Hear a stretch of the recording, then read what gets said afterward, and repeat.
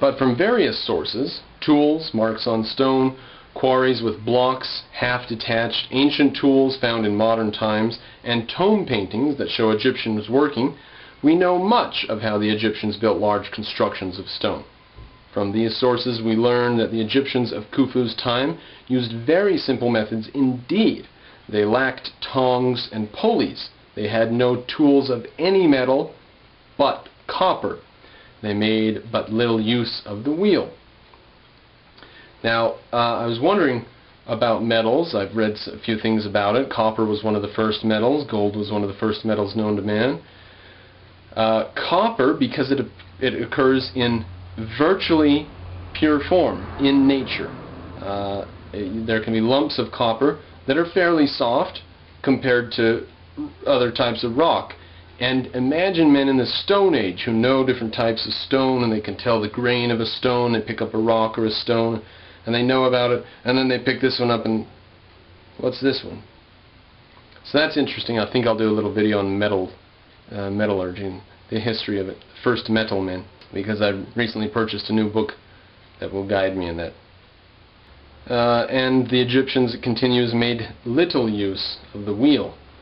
It's not even certain whether they moved heavy stones on rollers. Later engineers used rollers. For instance, Domenico Fontana moved his obelisk to St. Peter's by this means in 1586.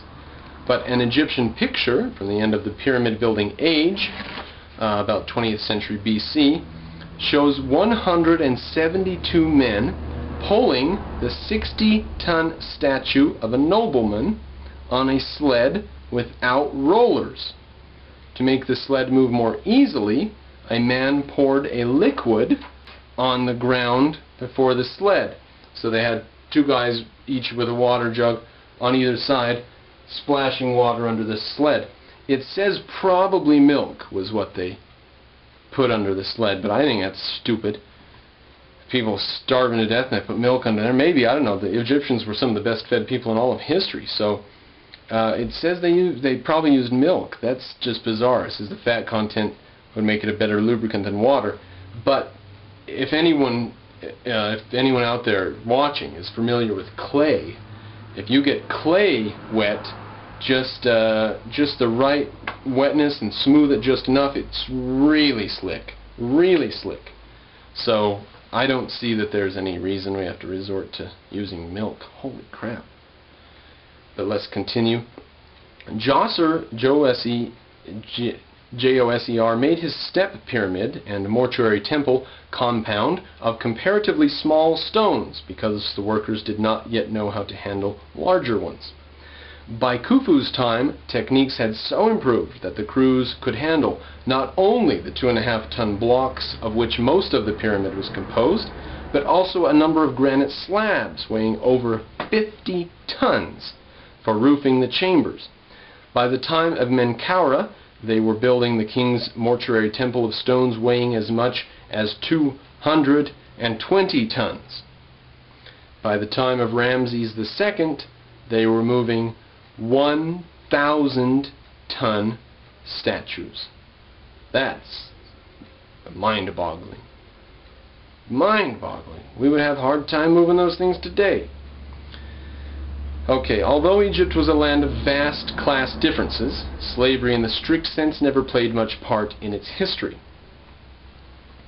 And we go down a bit and it says, on the other hand, forced labor was common. It was the standard method of building roads, canals, temples, and other public works, because tax-gathering machinery was not yet effective enough to make the hiring of voluntary workers practical.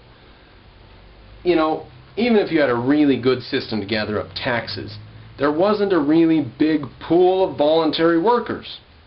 There wasn't a lot of people who you could say, will you come leave your farm for the next 3 months, you know? Not everybody, hardly anybody could do that without fear of massive economic, problems. So if they had better ways of collecting taxes, first of all, taxes consisted of grain, so what the hell. Anyways, simple calculations show that Herodotus' tale of the building of the Great Pyramid by 100,000 men working for 20 years, 2 million man-years of labor, is much exaggerated. Even with the simple methods of the times, the pyramid could have been built with a fraction of that labor. Probably there was a small permanent staff of skilled workmen. A set of barracks of rough stone and dried mud, whose ruins were found near Khafra's pyramid, may have housed this permanent staff. Stretch. The barracks are thought to have held about 4,000 men. In addition, the king conscripted tens of thousands of peasants to help with the heavy work during the season of the annual flood of the Nile, when these farmers would otherwise have been idle. It was forced labor, but the laborers were conscripts, not slaves. They were probably paid in food, because money did not yet exist. They were organized in gangs with such heartening names as Vigorous Gang and Enduring Gang. The kings also freely pressed their soldiers into service for work on such monuments. While it is not likely that the workers were constantly lashed with whips, as the slaves of legend are supposed to have been, we need not think that building such a monument was all sweetness and light, either. Egyptian tomb paintings show the four men of gangs as carrying yard-long limber rods, and these were probably not mere symbols of office. An occasional whack with a stick has been a customary part of bossing a gang of Egyptian workers, slave or free, from ancient times almost to the present day. The architect Nekubu, in boasting on his tome of his many virtues and kindnesses, mentions the fact that he never struck a workman hard enough to knock him down. With forced labor, such methods are to be expected, because the conscripted worker, like the slave, has nothing much to gain by working hard. He therefore does as little as he possibly can. It is no use to threaten him with dismissal, because he would like nothing better. It has been suggested that the pyramid workers labored willingly, deemed it their pious duty to preserve the body of the god-king, and perhaps believing that such preservation helped the masses in some magical way. Considering the amount of voluntary work done on cathedrals in medieval Europe as a pious duty, such an attitude is not impossible, at least among some of the workers. Most of the stone for the pyramids, cut from local outcrops, could be dragged directly to the site on sleds. Fine limestone from Troyu had to be rafted across the Nile. Granite for the linings of the chambers came from Swenet, modern Aswan, and were floated on barges down the Nile. For pyramids built on low ground, the kings had canals dug from the Nile partway to the pyramid so that the stones could be brought near the site before being dragged overland. The Egyptians had various methods of quarrying. One was to cut notches in the rock along the line of fracture, drive wooden wedges into these notches, and wet the wedges. When the wood swelled, the block split off. Another method was to drive copper wedges between thin copper feathers on the sides of the notches. Still another way was to have a crew pound at the rock with balls of hard stone, D-I-O-R-I-T, diorite, held in both hands until they had bashed out a trench along the stone to be detached. A modern experiment has shown that pounding granite with a similar ball on an area a little over a square foot lowers the level of the stone at a rate of 1/5 of an inch an hour. That's slow.